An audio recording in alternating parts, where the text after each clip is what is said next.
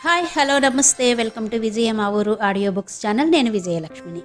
Friends, నవల స్రవంతిలో doctor D Kameshwar గారి ఇంటింటి కథ నవల ఆడియోగా వినిపిస్తున్నాను కదా. మరి ఈరోజు ఇంటింటి కథ నవల ఆడియో 3వ భాగం వినిపించబోతున్నాను. మరి కథలోకి వెళ్లే ముందు ఒక చిన్న రిక్వెస్ట్ అండి.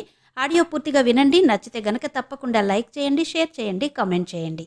అలాగే ఇలాంటి చక్కటి నవలలు వినాలనుకుంటే తప్పకుండా మన ఛానల్ని సబ్స్క్రైబ్ చేసుకోండి. ఆ వెంటనే వచ్చే బెల్ బటన్ కూడా క్లిక్ చేసి ఆల్ నోటిఫికేషన్ మీద క్లిక్ చేస్తే నేనే కొత్త వీడియో చేసినా మీకు నోటిఫికేషన్ వచ్చేస్తుంది.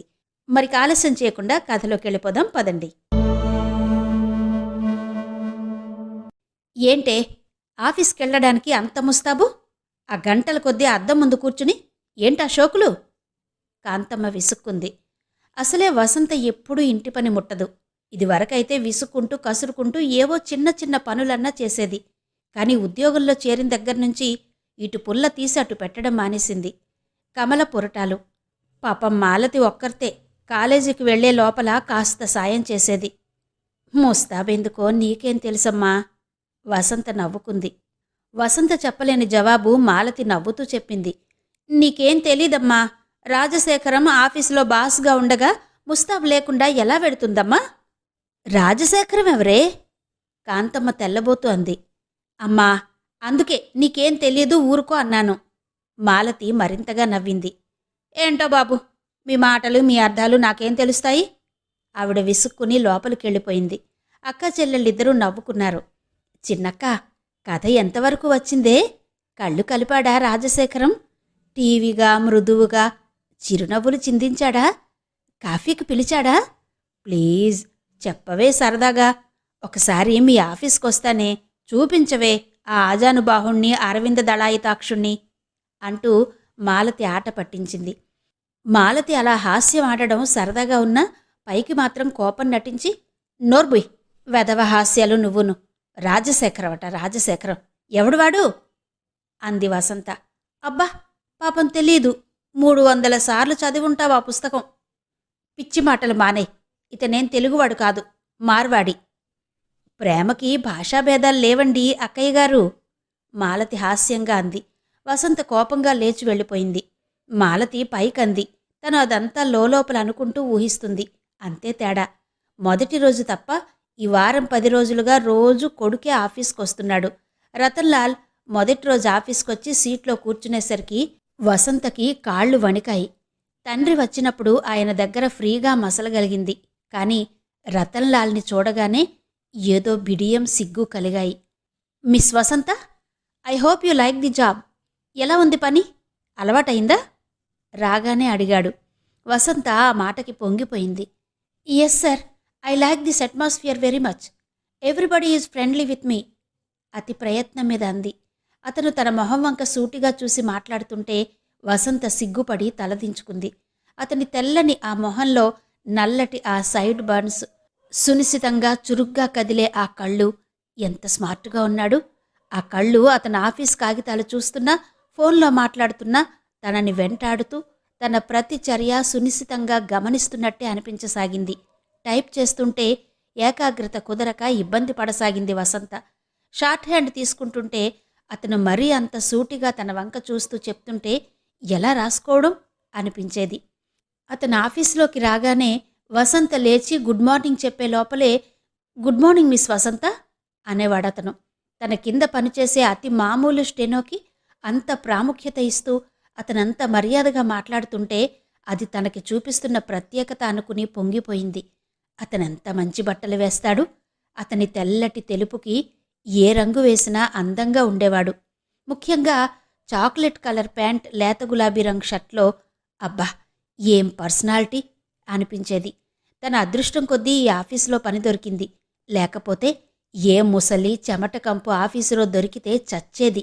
అబ్బా, కొందరు ఆఫీసర్ హోదాలో ఉన్న చెమట కంపు, టెర్లిన్ బట్టల్, చిరిగిపోయిన ఆకు చెప్పులు, చచ, చూస్తే గుమాస్తాల కంటే నికృష్టంగా ఉంటారు. మాలతి అన్నట్టు తనకు మంచి రోజులొచ్చాయి. కనుకే ఆ రాజశేఖరాన్ని మించిన బాస్ దొరికాడు. దేవుడు దయతలిస్తే. మిస్ వసంత, రావణ్ బ్రదర్స్ డ్రాఫ్ట్ పంపమంటున్నారు, అందిందా? ఫోన్లో మాట్లాడుతున్న రతన్లాల్ మౌత్ పీస్ మూసి వసంతనడిగాడు. పరధ్యానంగా ఉన్న వసంత అతను 2 సార్లు పిలిస్తే గాని పలకలేదు. మిస్! రతన్లాల్ కాస్త అసహనంగా పిలిచాడు. ఆలోచనల్లో నుంచి తేరుకున్న వసంత ఉలిక్కిపడి ఎస్ సార్ అంది.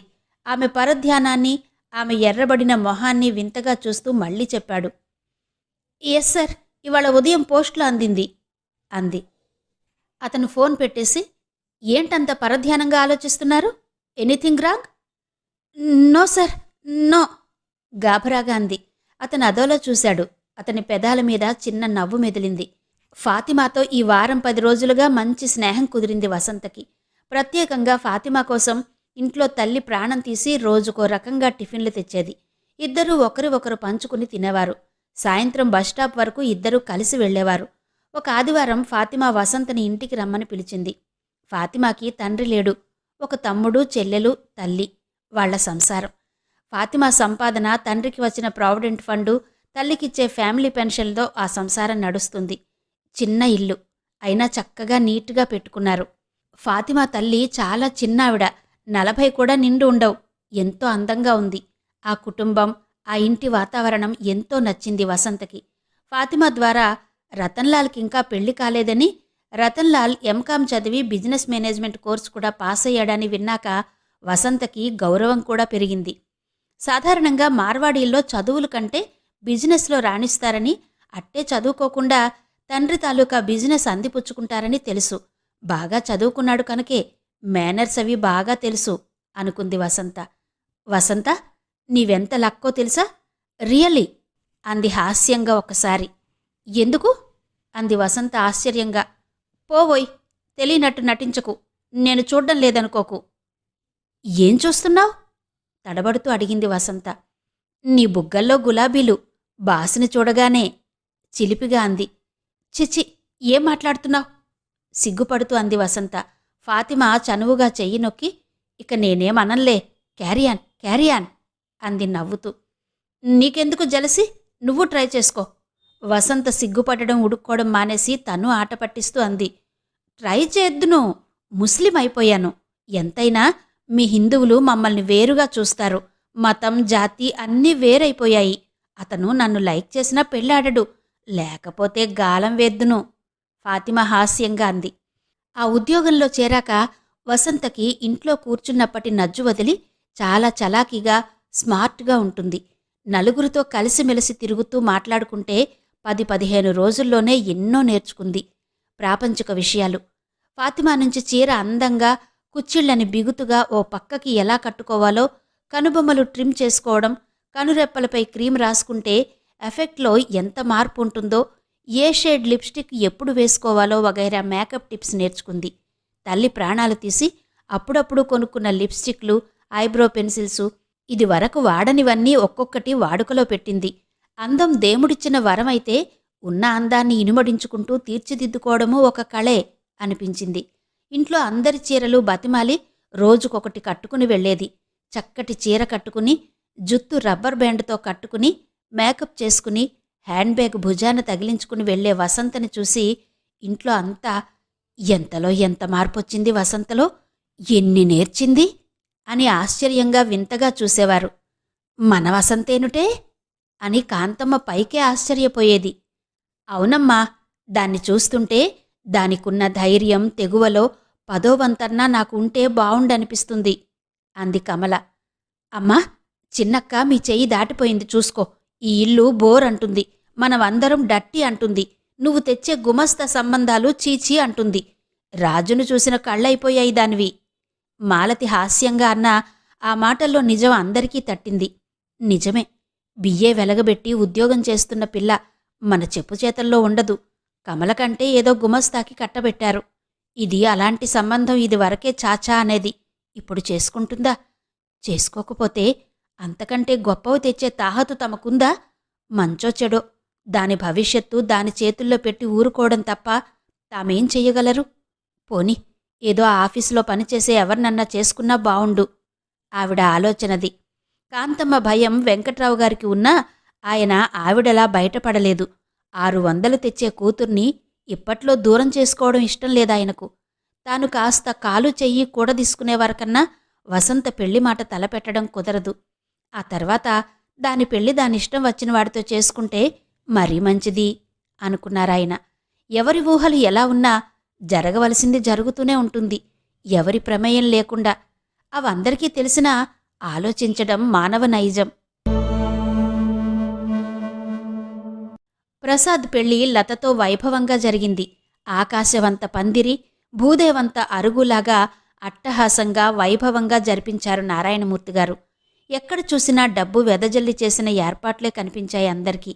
ధరించిన వజ్రవైఢూర్యాలు, ఆ చీని చీనాంబరాలు ఏవీ కూడా పెళ్లికూతురిలో లోటు కప్పలేకపోయాయి. చేతుల్లో ఎత్తుకొచ్చి పీటల మీద కూర్చోబెట్టిన పెళ్లికూతురిని చూసి అంతా జాలిపడ్డారు. ఆమె మీద కంటే ప్రసాద్ మీద అంతా ఎక్కువ జాలిపడ్డారు. పాపం, చక్కటి కుర్రాడు అని కొందరు, డబ్బు కోసం అని మరికొందరు అనుకున్నారు. నారాయణమూర్తిగారిచ్చిన లాంఛనాలు, 1116లు, జన్మలో కట్టలేనంత విలువైన పట్టుచీరలు, వెండి పానకం బిందెలు, అడుగడుగునా పలహారాలు, విందులు, మర్యాదలు. తాము ఊహించలేని, అనుభవించలేని ఆ వైభవాన్ని చూసి అంతా అవాక్కైపోయినా ఓ కంట నీరు ఓ కంట సంతోషంలా ప్రసాద్ అదృష్టానికి ఒక పక్క సంతోషం, దురదృష్టానికి ఒక పక్క విచారంతో ఇంటిల్లిపాది ఏదో అయ్యారు. తెలిసిన అందరూ తాము డబ్బు కోసం కక్కుర్తుపడి కొడుక్కి అలాంటి సంబంధం చేశారని చెవులు కొరుక్కోవడం విని మరింత బాధపడింది కాంతమ్మ. ఊరుకోమ్మా, అందరికీ అసూయ, మనకింత బాగా అన్నీ జరిగాయని ప్రసాద్ మందలించాడు కాంతమ్మ బాధపడుతుంటే. అందరికంటే వసంత ప్రసాద్ అదృష్టానికి ఆనందించింది. ఆ డబ్బు, వైభోగం అదంతా ఎన్ని జన్మలెత్తినా ప్రసాద్కి దొరికేదా? కాళ్లు లేని అవిటిదైతే వచ్చిన నష్టమేంటి అని వాదించింది. దొరికిన పట్టుచీరలు చూసి సంతోషపడిపోయింది. ప్రసాద్ ధర్మమా అని ఇక తమ బతుకులు బాగుపడతాయి. ఆ 2 గదుల కొంపలో ప్రతిదానికి తడుముకుంటూ బతికే కర్మ తప్పుతుంది అని సంతోషించింది వసంత. ఎవరికి వారే భవిష్యత్తుని అందంగా ఊహించుకుంటూ ప్రసాద్కి ఏదో అన్యాయం జరిగిందన్న విషయం తేలిగ్గా మర్చిపోయారు. ప్రసాద్ అయితే ముందే ఆలోచించి నిర్ణయించుకున్నాడేమో, అతనికేం బాధ అనిపించలేదు. ఆ ఐశ్వర్యం అతన్ని అన్నిటినీ మరిపింపచేసింది. అన్నీ ఉన్నాయి, అమ్మాయి మనసు మంచిదైతే చాలు, కాళ్లు లేని లోటు పెద్ద లోటు కాదు అని తనని తాను నమ్మించుకున్నాడు. కాని అతని అంచనాలు తప్పని, లత అవిటితనం శరీరానికే కాదు మనసుకి కూడా ఉందని మొదటి రాత్రే అనుమానం వచ్చిందతనికి. ఆ అమ్మాయి మనసు, ఆలోచనలు వక్రంగా ఉన్నాయనిపించింది మొదటి రాత్రే. భూతల స్వర్గం అంటే ఇలాగే ఉంటుందా అనిపించేటంతలా అలంకరించిన ఆ గదిలోకి అడుగుపెట్టాడు ప్రసాద్. మొదటి రోజు చూసినట్టే మంచానికి ఆనుకుని కూర్చుంది లత. మార్పల్లా పెళ్లికూతురి వేషంలో పూలదండల మధ్య, అగరువత్తులు, సుగంధ ద్రవ్యాల వాసనల మధ్య అలంకరించి కూర్చోబెట్టిన లతను చూసి ప్రసాద్కి ఆమెలో లోటు కూడా గుర్తురాలేదు. గదిలోకి వెళ్లగానే ప్రసాద్కి ఏం చెయ్యాలో తెలియక తడబడ్డాడు. లతని మొదటి రోజు తర్వాత మళ్లీ పెళ్లిలోనే చూశాడు. ఆమెతో అసలు మాట్లాడలేదు అప్పటి వరకు. అతను అంగీకారం తెలపగానే 15 రోజుల్లోనే పెళ్లి ఏర్పాట్లు చేశారు నారాయణమూర్తిగారు. దాంతో ఇద్దరి మధ్య పరిచయం, చనువు లేదు. అతను గదిలోకి రాగానే లత ఏమాత్రం సిగ్గుపడకుండా సూటిగా అతని వంకే చూసింది. ఆ చూపుల్లో మొదటి రాత్రి పెళ్లికూతురుకుండాల్సిన సిగ్గు, బిడియం లేకుండా ఓ విధమైన దర్పం కనబడింది. ప్రసాద్ ఆ చూపుకి తడబడి తర్వాత ప్రయత్నపూర్వకంగా నవ్వాడు. ఏంటలా చూస్తున్నావు అంత తీక్షణంగా అంటూ మంచం మీద కూర్చున్నాడు. మిమ్మల్నే అంది లత అతని వంక నిశితంగా చూస్తూ. ఏ, నేనో వింత మృగల్లా ఉన్నానేంటి? చనువుగా నవ్వాడతను. ఇంత నవమోహనాకారుడు ఈ కుంటిదాన్నెందుకు పెళ్ళాడా అని ఆలోచిస్తున్నాను. జవాబు మొహంలో దొరుకుతుందేమోనని వ్యంగ్యంగా అంది. ఆమె నోట తన రూపం ప్రశంసకి అతని మొహం విప్పారింది ఒక్క క్షణం. కాని వెంటనే ఆమె పెదాల మీద కనబడిన వ్యంగ్యపు చిరునవ్వు చూడగానే ఆమె నిజంగా అంటుందో, తనని ఎత్తుపడవడానికి అందో అర్థం కాక జవాబుకి తడుముకున్నాడు. నిజం చెప్పండి, మీరు నన్నెలా చేసుకున్నారు? ఎందుకు చేసుకున్నారు? ముద్దాయిని నిలబెట్టి అడిగిన తీరులో అడిగింది. ఎందుకు చేసుకున్నానేంటి? చేసుకోవాలనిపించింది, చేసుకున్నాను. నీకు నాకు రాసిపెట్టి ఉంది, జరిగింది. ఎందుకు ఏంటి అనేవాటికి కొన్నిటికి జవాబులుండవు. ఇంతకీ పెళ్ళయ్యాక ఈ ప్రశ్న ఎందుకు? ఆమె అడిగిన తీరుకు నొచ్చుకున్నా అది కనబడనియ్యకుండా ప్రసన్నంగానే అన్నాడు ప్రసాద్. మాట దాటయ్యకండి. నాకు తెలుసు మీరు నన్నెందుకు చేసుకున్నారో. నిజం చెప్పండి. నా డబ్బు చూసి చేసుకోలేదు మీరు. డబ్బు కోసం నన్ను చేసుకునేందుకు అంగీకరించారు మీరు. అవునా? నాకు తెలుసు. నిజం చెప్పండి. ఆమె అంత ఖచ్చితంగా మొహం మీద కుండ బద్దలు కొట్టినట్టు అడిగేసరికి ప్రసాద్ మొహం అభిమానంతో ఎర్రబడింది. మొదటి రాత్రి భార్య మాట్లాడే అడిగే ప్రశ్నలా ఇవి. అతని అభిమానం దెబ్బతింది. నిజం తెలిస్తే నన్నెందుకు మళ్ళీ అడుగుతున్నావు? అసహనంగా అన్నాడతను. లత మొహం ఎర్రబడింది. అంటే నా డబ్బు మీద తప్ప నా మీద మీకేం లేదన్నమాటేనా? నా ఐశ్వర్యం అనుభవించడం కోసం నన్ను చేసుకున్నారు. చెప్పండి, జవాబు చెప్పండి, ఆవేశంగా అంది. లత, ఏంటి మాటలు? ఎందుకిలా మాట్లాడుతున్నావు? మొదటి రాత్రి మాట్లాడుకోవడానికి ఇంకేం లేవా? విసుగ్గా అన్నాడు ప్రసాద్. నిన్నెందుకు చేసుకున్నాననేది ఇప్పుడు అప్రస్తుతం. నిన్ను చేసుకున్నాను. నిండు మనసుతో నిన్ను నా జీవితంలోకి ఆహ్వానించాను. నీవు నా భార్యవిప్పుడు. నీలో ఉన్న లోపం నాకు కనబడడం లేదు. కనబడినా నీవు నాదానివి కనుక నీకు సానుభూతి చూపి, మీ సానుభూతులు నాకేం అక్కర్లేదు. మధ్యలోనే ఉక్రోషంగా అడ్డింది లత. పోనీ సానుభూతి కాకపోతే ధైర్యం చెప్పి నీ లోటు నీకు కనబడకుండా నేనున్నానని చెప్పడం నా విధి, నా ధర్మం లత. మనుష్యులని బంధించేది మనసులు. ఆ బంధం గట్టిపడితే ఒకరిలో లోపాలు ఒకరికి కనబడవు. లత, ఒకరినొకరు అర్థం చేసుకోవాలంటే సహృదయంతో. ఆహాహాహా, ఏం డైలాగులు! సహృదయులు! ఇదే నేనో లేనింటి పిల్లనైతే సహృదయంతో ఆలోచించి చేసుకునేవారా? హేళనగా నవ్వింది లత. ఆమె ఎత్తుపొడుపులని, ఆ హేళనని భరించలేకపోయాడు ప్రసాద్. నిజానికంతకు క్షణం పూర్వం వరకు లత పట్ల సానుభూతి, దయ ఉన్నాయతనికి. అన్నీ ఉండి అనుభవించ నోచుకొని ఆ అమ్మాయి మీద నిజంగా జాలి కలిగింది. ఎందుకు చేసుకున్నా, తన స్వార్థం ఆలోచించుకున్నా వీలైనంతవరకు ఆమెకు కష్టం కలిగించకుండా బాగా చూసుకోవాలి. ఆమెకేదో లోటుందన్న కాంప్లెక్స్ పెరగకుండా తను ప్రవర్తించాలి అనుకున్నాడు. కాని ఇప్పుడామె ధోరణి చూస్తుంటే తీరి కూర్చుని కయ్యానికి కాలు దువ్వుతూ నిరసనగా, హేళనగా ఎత్తిపొడిచే ఆ వ్యంగ్యోక్తులకి అతని మనసు నొచ్చుకుంది. లత, ఈ లోకంలో అందరూ స్వార్థం చూసుకునే ఏ పనన్నా చేస్తారు. అంత నిస్వార్థ త్యాగాలు చేసేటంత మహనీయత నాలో లేదు. నేను మామూలు మనిషిని. నిజమే, నేను లేనివాణ్ణు కనుక మీ నాన్నగారు ఎరచూపిన ఐశ్వర్యానికి లొంగిపోయాను. ఆయన కూతురికి పెళ్లి కావాలన్న స్వార్థంతో నన్ను వాడుకోలేదా? అలాగే నీ డబ్బుకు నేనాశపడి పెళ్లాడడం తప్ప? ఈ లోకమంతా స్వార్థమయం. స్వార్థం లేని మనిషి ఉంటే మనిషి కాడు అంటాం. ఏ, ఇంకా నీకేమన్నా సందేహం ఉందా? లత, ఒక్క మాట, నువ్వు నమ్మినా నమ్మకపోయినా చెబుతున్నాను. పెళ్ళి డబ్బుకి ఆశపడి చేసుకున్నా నిన్ను నా చేతనైనంతగా సుఖపెట్టాలనే అనుకున్నాను.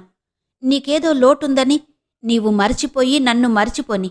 ప్లీజ్, ఇంతకంటే నేనేం చెప్పలేను. ప్రసాద్ విరక్తిగా అన్నాడు. అతని మాటల్లో నిజాయితీకి, ఆవేశానికి కొద్దిగా జంకింది లత. అంత సూటిగా అవునని ఒప్పుకున్న అతన్ని ఇంకేమనాలో, ఏం అడగాలో తెలియక మొహం ముడుచుకుని ఊరుకుంది లత. ప్రసాద్ కూడా కొన్ని నిమిషాలు మనసు కూడదీసుకుంటున్నట్టుగా మౌనంగా ఉండిపోయాడు. లత వైఖరిలో తన అంచనాలు తప్పాయన్న అసంతృప్తి అతనిలో చోటు చేసుకుంది. తను ఆమెను పెళ్లాడినందుకు, ఆమెలో లోటని తెలిసి కూడా పెళ్లాడడానికి ముందుకొచ్చినందుకు, తనని అభిమానిస్తుందని, గౌరవిస్తుందని, ఆ కృతజ్ఞత ఆమెలో ఉండి తనని ప్రేమాభిమానాలతో ముంచెత్తుతుందని అక్షరాలా అనుకోకపోయినా అతని అంతరాంతరాలలో మెదలిన ఆలోచనకి పూర్తిగా వ్యతిరేకంగా అందులో మొదటి రాత్రి, మొదటి సంభాషణ అంతా జరగడంతో లత మొహం మీద స్పష్టంగా కనిపించిన దర్పం, హేళన, నిరసన, ఏదో కాంప్లెక్స్ చూడగానే అతని ఉత్సాహం, మొదటి రాత్రి అనుభవం కోసం ఎదురుచూసిన ఆ ఆరాటం అన్నిటి మీద నీళ్లు చల్లినట్టయింది. లత ఇంకేమన్నా మాట్లాడుతుందేమోనని ఎదురుచూశాడు. కాని ఆమె ప్రసాద్ అక్కడ లేనట్టుగా చదువుతూ పక్కన పెట్టిన పుస్తకం చేతిలోకి తీసుకుని చదవసాగింది. ఆమె నిర్లక్ష్య వైఖరికి ప్రసాద్ చిన్నబుచ్చుకున్నాడు. ఏంటి ఆమె ధోరణి? లతకి పెళ్లి ఇష్టం లేదా? తండ్రి బలవంతం వల్ల చేసుకుందా?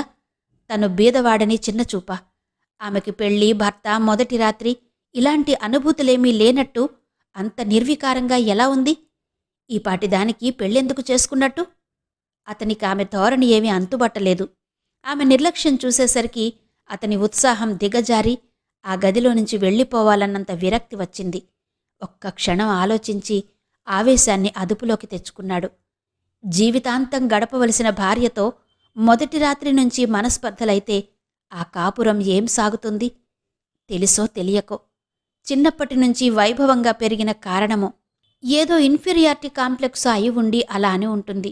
తను అపార్థం చేసుకుని అలిగితే ఎలా అని మనసుని సమాధానపరుచుకుని ప్రయత్నం మీద ముఖం మీదికి నవ్వు పులుముకుని చనువుగా చేతిలో నుంచి పుస్తకం లాగేసి, చదువుకోవడానికిదా సమయం? ఇది మన మొదటి రాత్రిని మర్చిపోయావా అంటూ నవ్వుతూ దగ్గరకు లాక్కున్నాడు. వసంతగారు, వసంతగారు! వసంత వెనుతిరిగి చూసింది. ఆఫీసులో డిస్పాచ్ క్లర్క్ మూర్తి వెనకాల వస్తూ పిలిచాడు. వసంత బస్సు దిగి 2 ఫర్లాంగులు నడవాలింటికి. తన ఆఫీసులో పనిచేసే మూర్తి అదే బస్సులో ఎక్కడం 1-2 సార్లు చూసినా పట్టించుకోలేదు వసంత.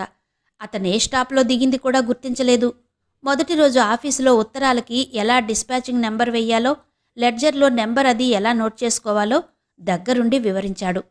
ఆ మర్నాడు సాయంకాలం, మీరు చెయ్యగలరా, నేను హెల్ప్ చేయనా అంటూ వచ్చి అడిగితే వసంత తను చెయ్యగలనని చెప్పింది. మూర్తి అసలు వసంత కంటికి ఆనలేదు. పొట్టిగా, పీలగా, నల్లగా, అమాయకంగా కనిపించే మూర్తంటే ఏ అభిప్రాయమూ లేదేమో. వసంత అతను మాట కలపాలని ప్రయత్నించినా తుంచేసి తన పనిలో నిమగ్నురాలైపోవడంతో అతనింకేం చెయ్యలేక తన సీటుకు వెళ్ళిపోయాడు. వసంత కూడా తనెక్కే బస్సులో ఎక్కి తను దిగే స్టాప్లో దిగడం చూసిన మూర్తి కుతూహలంగా, మీ ఇల్లెక్కడండి అని అడిగాడు ఒకరోజు బస్సులో. వసంత అనాసక్తంగా, ఆ 2వ లైన్లో అంటూ చెప్పింది. మా ఇల్లు మొదటి క్రాస్ రోడ్లోనండి అన్నాడు ఏదో కొండెక్కినంత సంబరంగా మూర్తి. ఆహా అంది నిర్లిప్తంగా వసంత.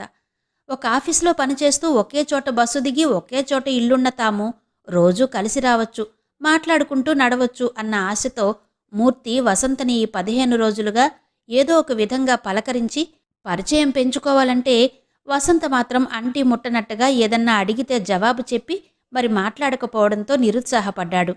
మూర్తిలాంటి మామూలు వాళ్ళు వసంత కంటికి ఆనరన్న సంగతి తెలియని అతను వసంత కులం, గోత్రం, తండ్రి వివరాలు అన్నీ తెలుసుకుని మనసులో ఏవో ఊహలల్లుకున్నాడు.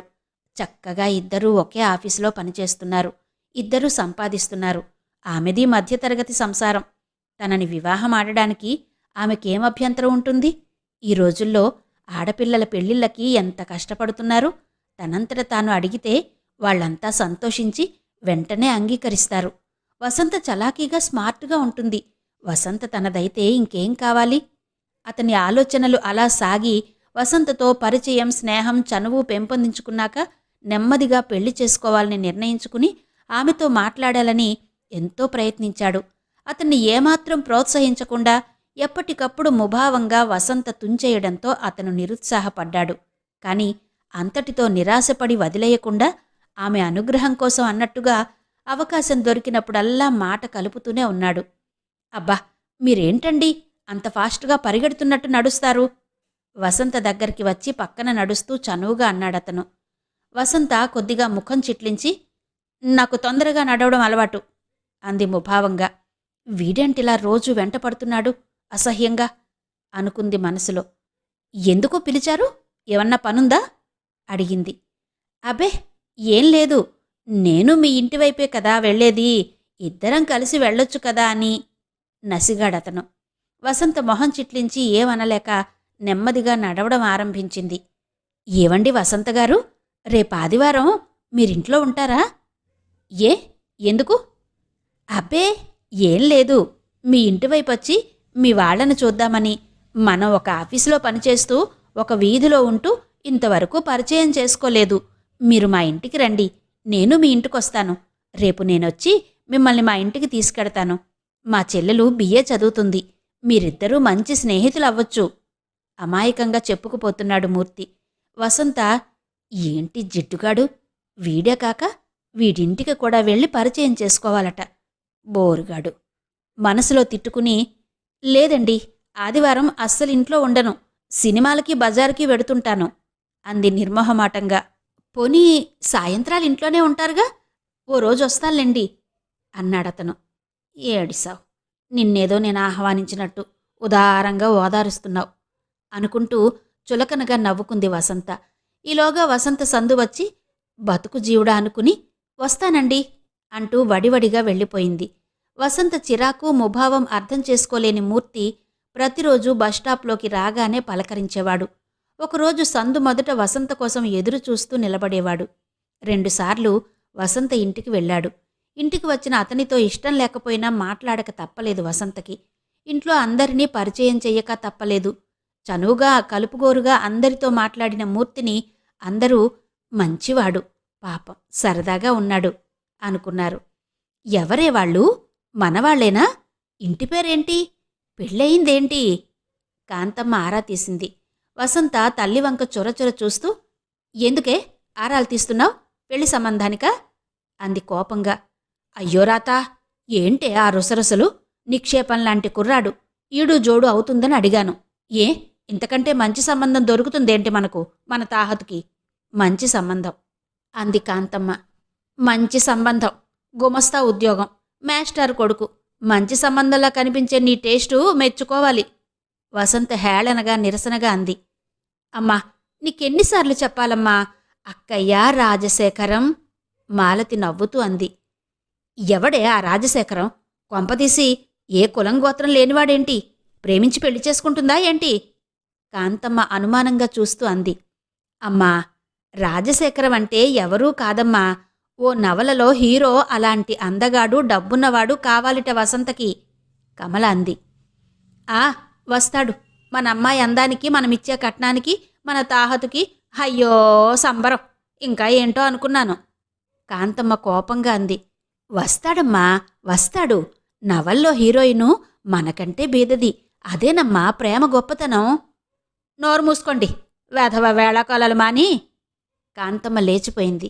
వసంత ఆ కేకలు, ఆ వేళాకోళాలు ఏవీ పట్టించుకోలేదు. ఆమె ఆలోచనలు ఊహలు వేరు. ప్రసాద్ వివాహం జరిగి 2 నెలలే అయినా ఎన్నేళ్లుగానో వైవాహిక జీవితంలో విసిగిపోయినవాడిగా అయిపోయాడు.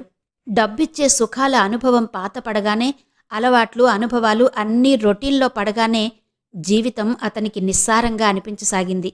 ఎయిర్ కండిషన్ గదుల చల్లదనం, డన్లప్ల మెత్తదనం, స్టీరియో రికార్డుల మాధుర్యం, ఎన్నడూ చవి చూడని పదార్థాల రుచిదనం, అడుగులకి మడుగులొత్తే నౌకర్ల వినయం, జన్మలో తొడుక్కెలేననుకున్న సూట్లు బూట్లు అనుభవం, సినిమాలలో మాత్రమే చూసిన నైట్ క్లబ్బులు, హోటళ్లు, అపురూప సౌకర్యాలు, కాలు కింద పెట్టక్కర్లేకుండా అడుగుకో కార్లో ప్రయాణం, ఇవన్నీ అతనికి తీపి తిని తిని మొహం మొత్తినట్టయి 2 నెలలకే పాతపడిపోయాయి. ఏదన్నా అనుభవంలోకి రానంతవరకే విలువ అన్న సంగతి అతనికి తెలిసిపోయింది.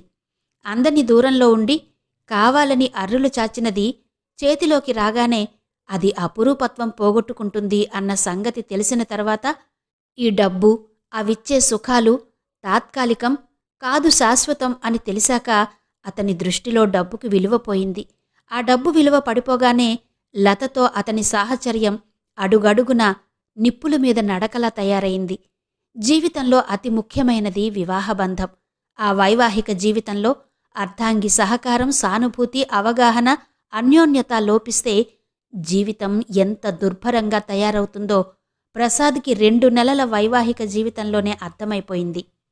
లత శారీరక అవిటితనం అతనికంత బాధించలేదు. కాని ఆమె బుద్ధి, ఆలోచనలు ఎంత వక్రంగా ఉన్నాయో తెలిసాక తను డబ్బు కోసం ఆ పెళ్లి చేసుకోవడం ఎంత పొరపాటో అర్థమైంది.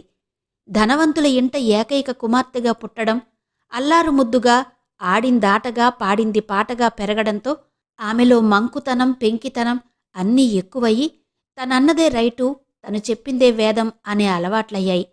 కూతురు ఏమన్నా ముద్దు కిందే చలామణయ్యేది తల్లిదండ్రులకి. ఆమె నోట్లో నుంచి మాట వచ్చిందే తడవుగా కొండమీద కోతిని సహితం అమర్చేవారు. ఆమె అలిగితే వాళ్ల ప్రాణాలు తలకిందులైనంత గాభరాపడి బతిమిలాడి ప్రసన్నురాల్ని చేసుకునేవారు. ఆమెకి 1 డిగ్రీ జ్వరం వస్తే చాలు, కాలు కింద పెట్టనీయకుండా 1/2 డజను డాక్టర్లని పిలిపించేవారు. ఊర్లో ఏ కొత్త రకం గౌన్లొచ్చినా, ఆటబొమ్మలు వచ్చినా కొని ఇల్లంతా నింపేవారు. చుట్టుపక్కల పిల్లలని కూతురితో ఆడుకోవాలని ఇంటికి రప్పించేవారు. లత ఎంత చెబితే అంత అలా తలాడించాలని చెప్పేవారు. ఆమె ఇవ్వందే ఏ బొమ్మ ముట్టుకోకూడదు, ఆమె పెట్టందే చాక్లెట్లు అడగరాదు, ఆమె కూర్చోమంటే కూర్చుని, పరిగెత్తమంటే పరిగెత్తి నవ్వమన్నప్పుడు నవ్వి 6 పిల్ల వయసులో ఇరుగు పొరుగు పిల్లల మీద అథారిటీ చూపించి తనో మహారాణి, వారంతా సేవకులు అన్నట్టు ప్రవర్తించే కూతురు వైఖరి చూసి తల్లిదండ్రులు కూతురిలో టీవీ దర్జా చూసి మురిసిపోయేవారే తప్ప అది తప్పని వారికీ తట్టలేదు. చిన్నప్పటినుంచి తను మిగతా వారికంటే పైమెట్టు మీద ఉన్నానని, మిగతా వారికంటే ప్రత్యేకత తనకుందని ఆ చిన్నపిల్ల మనసులోనే నాటుకుని ఆమెతో పాటు ఆ అహంభావం కూడా పెరిగి పెద్దదయింది. ఆమె ప్రవర్తన తల్లిదండ్రులకి ముద్దయింది గాని ఇంట్లో నౌకర్లు చాకర్లకి ప్రాణాంతకమైంది. ఇరుగు పొరుగువారి బంధువుల విమర్శలకి లోనైంది. పిల్లని పాడు చేస్తున్నారు. అమ్మ బాబోయ్, పట్టుమని 6 ఏళ్లు లేవు, దానికెంత పొగరు. తిండి లేకపోయినా మాకేం అభిమానం లేదా? డబ్బుంటే వాళ్లకుంది, మా పిల్లల్ని అలా ఏడిపిస్తుందా? ఇప్పుడే ఇలా ఉంది, రేపింకా పట్టపగ్గాలుంటాయా? మొక్కై వంగనిది మానై వంగుతుందా? ఆ ముద్దంతా వదలగొడుతుందిలే పెద్దయ్యాక, అప్పుడు తెలుస్తుందా తల్లిదండ్రులకి. నౌకర్లు ఇరుగు పొరుగు చాటుగా తిట్టుకునేవారు. అందరి ఉసురు తగిలిందో లేక ఆమెకి తల్లిదండ్రులకి బుద్ధి చెప్పాలనో కాని దేవుడు తుళ్ళిపడే లత కాళ్లు తీసుకుని ఆమెకి తల్లిదండ్రులకి బుద్ధి చెప్పాడు. వారికున్న లక్షలన్నీ ఖర్చు పెట్టడానికి సిద్ధపడ్డా ఆమె కాళ్లు రాలేదు. ఏ డబ్బు చూసుకుని తామందరికంటే మిన్న అనుకున్నారో ఆ డబ్బు వారికి ఎందుకు ఉపయోగపడలేదని అర్థమయ్యాక కూతురికి పట్టిన దుర్గతికి కన్నీరు మున్నీరుగా విలపించారు తల్లిదండ్రులు. తానేం కోల్పోయిందో చిన్నతనంలో అంతగా అర్థం కాకపోయినా పెద్దవుతున్న కొద్దీ లతకు తెలిసొచ్చింది. అప్పటినుంచి ఆమెలో ఏదో కసి, కోపం, న్యూనతాభావం అన్నీ కలిసి ఆమెను అదోలా తయారు చేశాయి. పరుగులు పెట్టే ఆడపిల్లలను చూస్తే కసి, షికార్లు తిరిగేవాళ్లను చూస్తే ఉక్రోషం, భుజాన సంచులు తగిలించుకుని హుషారుగా స్కూలుకు వెళ్లే పిల్లలను చూసి అసూయపడేది. తనకు దక్కని సుఖాలు మిగతా వాళ్లకెందుకు దక్కాలి అనే కసి మనుషుల మీద పెంచుకుంది. ఎవరిమీద చూపాలో తెలియని కోపం ప్రాణం లేని వస్తువుల మీద తీర్చుకునేది. బొమ్మల కాళ్ళు చేతులు విరిచేది కసిగా, తలగడలు విసిరేసేది, పుస్తకాలు చింపి పోగులు పెట్టేది, జుట్టు పీక్కునేది, పాలగ్లాసులు, భోజనం పళ్ళాలు విసిరేది కోపంతో. నౌకర్ల మీద ఏదన్నా తప్పు దొరికితే కాట్ల కుక్కలా కలియబడేది. కూతురి అవతారం, ఆమె మూడ్స్ చూసి తల్లి తండ్రి హడలిపోయేవారు. ప్రతిక్షణం ఆమెని ప్రసన్నం చేసుకుని శాంతింపచేయడానికి నానా తంటాలు పడేవారు. బుజ్జగించి బ్రతిమాలి లంచాలు ముట్ట చెప్తూ అన్నం తినిపించేవారు. కూతురు ఎక్కడ బాధపడుతుందోనని మిగతా పిల్లలని ఇంటికి రానియడం మానిపించారు. ఆమె కోసం వాళ్ళిద్దరూ అన్ని సరదాలు చంపుకుని అనుక్షణం ఆమెను కనిపెట్టుకునుండేవారు. ఎంత బిజినెస్ వ్యవహారాలున్నా తండ్రి కూతుర్ని షికారు తీసుకెళ్లడం, సినిమాకి తీసుకెళ్లడం చేసేవాడు. ఇంట్లో తిరగడానికి చక్రాల కుర్చీ, ఎక్కడికన్నా వెళ్లడానికి ఎత్తుకుని తీసుకెళ్లి కారులో, సినిమాలో కూర్చోబెట్టడానికి వస్తాదులాంటి మనిషి, ఇంట్లో చదువుకునేందుకు ఓ మాస్టరమ్మ, ఆమె ఏం చెప్తే అది చేసేందుకు ఓ అని అనుక్షణం ఆమెతో మాట్లాడుతూ ఆడేందుకు ఓ చిన్న పనిపిల్ల, ఇలా రకరకాలుగా ఏర్పాటు చేసిన లత బతుకు 4 గోడల మధ్యనే సతమతమవడంతో శరీరంతో పాటు బుద్ధి వికసించలేదు. పెద్దవుతున్న కొద్దీ తన ఆకారాన్ని అంతా హేళనగా చూస్తున్నారని ఊహించుకుని ఎక్కడికి వెళ్లడం మానుకోవడంతో ఆమె లోకమంతా ఇల్లే అయింది. దాంతో కాస్త హాయిగా ఉన్నవాళ్లను చూస్తే ఆమెకి మంట, నవ్వేవాళ్లను చూస్తే ఏడుపు. తన ఈడుది పనిపిల్ల హాయిగా నడుస్తూ తిరుగుతుంటే అసూయతో దహించుకుపోయేది. దాన్ని నానా మాటలతో హింసించి ఏ చిన్న తప్పు చేసినా దాన్ని కొట్టడం, నడుమ్మీద గుద్దులు గుద్ది, కరిచి కర్రతో కాలిమీద కొట్టి రకరకాలుగా హింసించేది. చిన్నప్పుడు ఏడుస్తూనే ఆ పిల్ల పడి ఉంది. కాని కాస్త జ్ఞానం వచ్చాక కూడా కొట్టడంతో అది పారిపోయింది. తరువాత ఎవరొచ్చినా లత హింసలకు భరించలేక పారిపోయేవారు. ఎవరూ దొరక్క ఆఖరికి తల్లే కూతురికి సేవలు చేసి ఆమెతో పాటు అనుక్షణం గదిలో బందీగా కూర్చునేది. అంత సంకుచితత్వంలో పెరిగిన లత యుక్త వయసొచ్చి పెద్దయ్యేసరికి పైశాచిక ప్రవృత్తిగా మారింది. ఎవరినో ఏదో అని ఏడిపించడం ఆమెకు ఏదో తృప్తిగా, ఆనందంగా ఉంటుంది. ఏదో కక్ష సాధించినట్టు అనిపిస్తుందామెకి. ఇన్నాళ్ళు ఇంట్లో నౌకర్లు తప్ప ఆమె ఆగ్రహానికి గురి కావడానికి ఎవరూ దొరకలేదు. పెళ్ళయ్యాక ఆ ఇంట్లో మరో వ్యక్తి రాకతో కోపతాపాలు చూపినా పడి ఉండే మనిషి దొరికాడు లతకి. ప్రసాద్ వివరాలు పెళ్లికి ముందే తండ్రి చెప్పాడు. డబ్బులో గాని స్థితిగతులలో గాని తమ దరిదాపుల్లో నిలబడే అర్హత అతనికి అతని కుటుంబానికి లేదని తెలిసాక లతకి ఏదో నిబ్బరం నిర్లక్ష్యం కలిగాయి. కేవలం డబ్బు కోసం తనని చేసుకుంటున్నాడని ఆమెకు తెలుసు. డబ్బు తనది గనక అంతా యథావిధిగా ఇదివరకు మాదిరిగా తనదే అధికారం ఉంటుంది ఇంట్లో. ప్రసాద్ కేవలం భర్త. తను ఇంటికి, డబ్బుకి, ఆస్తిపాస్తులకి అధికారిని. తన కనుసన్నల్లో ప్రసాద్ మెలగాలి. ఆమె మాటలకి తల్లిదండ్రులు తలలూపి ప్రసాద్ అన్ని విధాలా యోగ్యుడని, ఉద్యోగం లేక బాధపడుతున్నవాడు, ఇంట్లో పరిస్థితి అంతంత మాత్రం కనుక ఇంత డబ్బు, ఆస్తి, ఆఫీసులో హోదా అన్నీ ఆశ చూపితే అతనే లొంగి పడి ఉంటాడని, పూర్వంలాగే ఇంట్లో అంతా ఉంటుందని, ప్రసాద్ అధికారం ఉండదని, కేవలం అతను తమ తదనంతరం ఆమెకు అండగా ఉంటాడని, ఇంట్లో పసిపిల్లలు పారాడడానికి ఈ పెళ్లి చేస్తున్నామని, ఆమెకి ఒంటరితనం లేకుండా ఉంటుందని నచ్చచెప్పారు. దాంతో ఆమెకి ముందు నుంచి ప్రసాద్ డబ్బు లేనివాడు కాబట్టి డబ్బు కోసం ఆశపడి చేసుకుంటున్నాడన్న నిరసన భావం ఏర్పడింది. తనతో అవసరం ఉంది, ఏదో ఆశ లేనిదే ఎవరూ పెళ్లి చేసుకోరన్న నిజం గుర్తించకుండా డబ్బుందన్న అహంకారంతో ఏదైనా సాధించవచ్చు, తను డబ్బు పెట్టి ప్రసాద్ను కొనుక్కుంది అన్న ఆలోచన ఆమెలో నాటుకుంది. చిన్నప్పటి నుంచి ఎవరిమీదో ఒకరిమీద అధికారం చెలాయించడానికి అలవాటు పడ్డ ఆమె కోపాన్ని ప్రసాద్ అడుగడుగునా ఎదుర్కోవలసొచ్చింది. పెళ్ళయ్యాక తను, లత, తన వాళ్ళు అంతా పెద్ద బంగళాలో ఉంటారని, నౌకర్లు, చాకర్లు దేనికి లోటు లేకుండా ఉండొచ్చని ప్రసాద్ అనుకున్నాడు. కాని అతని ఊహలకి విరుద్ధంగా తను ఇల్లరికపు టల్లుడిగా ఉండాలని అతను అనుకోలేదు. అలా ఉండాలని ముందుగా అతనితో నారాయణమూర్తిగారు చెప్పలేదు. ఇంట్లో తల్లిదండ్రులకి అనుమానం రాలేదు. పెళ్ళై వారం 10-15 రోజులు అల్లుడి వైభోగం అనుభవించడం అతనికి బాగానే అనిపించింది. కాని ఎంతైనా తనది కాని చోట ఏదో ఇబ్బందిగా, మొహమాటంగా అనిపించేది. వెండి పళ్ళెంలో పంచభక్ష పరమాణాలు పెడుతున్నా ఇంట్లో తల్లి పెట్టే పచ్చడి, చారు తిన్న తృప్తి కలగడం లేదు. ఓ అతిథిలా ఎవరింట్లోనో ఎన్నాళ్లుంటాం అన్న మొహమాటంతో గడిపాడు. అంతెత్తు డన్లప్ల మధ్య ఎయిర్ కండిషన్డ్ గదిలో అతను హాయిగా నిద్రపోవడానికి ఇబ్బందిగా నిద్ర రాక దొర్లేవాడు. తను ఎన్నాళ్ళు ఉండాలో ఇక్కడ ఇల్లు, అది మామగారు ఎప్పుడు ఎక్కడ ఏర్పాటు చేస్తారో అతనికేమీ తెలియడం లేదు. అడగాలంటే ఎవరినడగాలో, ఏవనడగాలో తెలియక మొహమాట పడి ఊరుకున్నాడు. వాళ్లే చెప్తారు, వాళ్లే ఏర్పాటు చేస్తారు అని మరో 15 రోజులు ఊరుకున్నాడు. నెల రోజులు గడిచినా ఎవరూ ఎటువంటి ప్రసక్తి తేలేదు. పెళ్ళైన వారం రోజులకి ప్రసాద్ని వెంటబెట్టుకుని ఆఫీస్కి, ఫ్యాక్టరీకి అన్నిటికీ తీసుకెళ్లి 4 రోజులు దగ్గర ఉండి బిజినెస్ వ్యవహారాలన్నీ బోధపరిచి ఆఫీస్ పని అప్పచెప్పాడు నారాయణమూర్తి. అప్పటినుంచి రోజూ ఆఫీస్కెళ్ళొస్తున్నారు. ఏదో కాలక్షేపం బాగానే ఉంది.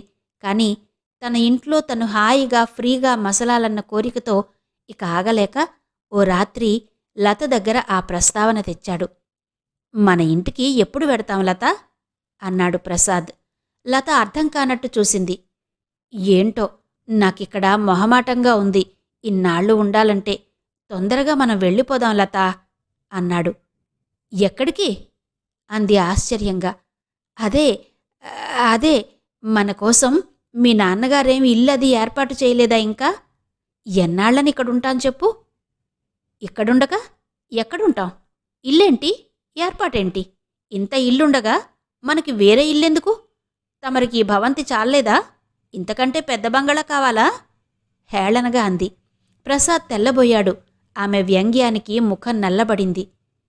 అదేంటి, మనమిక్కడే ఉంటామా? మరి మీ నాన్నగారు ఇల్లు, కారు? ఇది ఇల్లు కాదా? తిరుగుతున్న కార్లు ఇంకా చాలలేదా ఏంటి మీకు? మరి మా వాళ్ళెక్కడుంటారు? ఇన్నాళ్ళు ఎక్కడున్నారో అక్కడే. మరోసారి హేళనగా నవ్విందామె. ప్రసాద్ మొహం ఎర్రబడింది.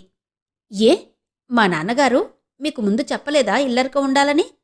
లత విలాసంగా నవ్వుతూ అంది. ప్రసాద్ అదిరిపడి తలెత్తి, ఇల్లరిక ఉండాలా? నేను ఇల్లరిక ఉండాలా అన్నాడు తెల్లబోతూ. మీరే ఏదో పెద్ద తెలియనట్టు అనడమెందుకు? ఏ, ఈ ఆస్తి డబ్బు కోసం చేసుకున్నవారు ఇక్కడుండడం నామోషి ఏంటి? ఇల్లరికానికి కాకపోతే నాన్నకి మీరే దొరికారా? మీలాంటి వాళ్ళు 1,00,000 మంది దొరికేవారు. లేని వాళ్లను చేసుకుంటే ఇల్లరికం ఉంటారని చేసుకున్నాం. నాన్న బొట్టు పెట్టి వేరే చెప్పాలా ఇక్కడుండాలని? అయినా నాకేం కర్మ? నా ఇల్లు, ఈ దర్జా, ఇది వదులుకుని రావడానికి. లత విసురుగా అంది. ప్రసాద్ ముఖం నల్లబడింది. అంటే నేనిక ఇక్కడే ఉండాలన్నమాట. మా వాళ్ళెవరూ నా దగ్గర ఉండరన్నమాట. మీ నాన్న బంగళా, కారులు అంటే వేరే ఇస్తారనుకున్నాను. తప్పు నాదే. ముందే అడగవలసింది సరిగ్గా. ప్రసాద్ కుంగిపోతూ అన్నాడు. పిలిచి పిల్లనిస్తే అలాగే ఉంటుంది. ఈ డబ్బు, ఈ ఇల్లు, మేనేజింగ్ డైరెక్టర్ హోదా ఇవన్నీ ఊరికే మీపాటివారు లేరని ఇచ్చారనుకున్నారా? లత ఎత్తి పొడిచింది. ప్రసాద్ ప్రాణం ఉసూరుమంది. లతతో వాదించలేదు.